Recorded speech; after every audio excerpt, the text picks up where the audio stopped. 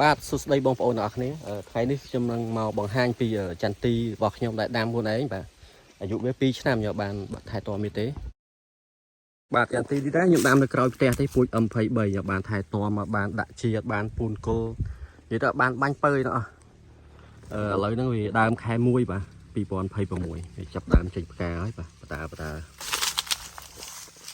វាចេញគ្រប់ត្រួយតែម្ដងអត់មានបញ្ហាកាំងត្រួយកាំងផ្កាអីទេបាទ